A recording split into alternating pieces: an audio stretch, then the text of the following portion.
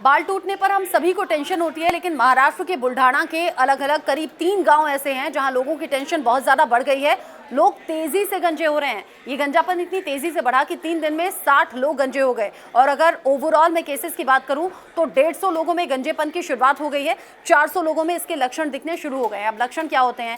पहले दिन स्कैल्प में खुजली से लगने लगती है, दूसरे दिन हाथों में बाल आने लगते हैं, और फिर उससे आगे जो तीसरी स्टेज है उसमें बाल तेजी से गिरने लगते हैं, यानी कि मुट्ठी मुट्ठी भर बाल आने लगते हैं। अब आप सोचेंगे क्या ये किसी खास लोगों के साथ हो रहा है? नहीं, ये बच्चों के साथ हो रहा है, महिलाओं के साथ हो रहा है, पुरुषों के साथ हो रहा है, बुजुर्गों के साथ हो रहा है। यानी कि कोई ऐसा बचा नहीं, कोई ऐसा एज ग्रुप नहीं, कोई ऐसा जेंडर नहीं जिसके साथ ये नहीं हो रहा हो। अब ऐसे में जब बालों के झड़ने के केसेस बहुत ज्यादा बढ़ने लगे तो अधिकारियों को सूचना दी गई। अधिकारियों को सूचना दी गई तो कुछ साइंटिस्ट भी यहाँ पर पहुंचे। बताया जा रहा है कि यहाँ से एक पूर्णा नदी बहती है जिसमें फ्लोराइड की मात्रा बहुत ज्यादा है, क्योंकि पानी के सैंपल्स लिए गए हैं, मिट्टी के सैंपल्स लिए गए हैं। पहले डॉक्टर ने कहा था कोई स्पेशल शैम्पू ऐसा यूज किया होगा जिससे इन्फेक्शन हो गया, बाल टूट रहे हैं, लेकिन इसमें कई लोग ऐसे हैं जिन्होंने जीवन में कभी शैम्पू का इस्तेमाल नहीं किया। वो कह रहे हैं मुल्तानी मिट्टी या बाकी चीजों से हम बाल धोते हैं।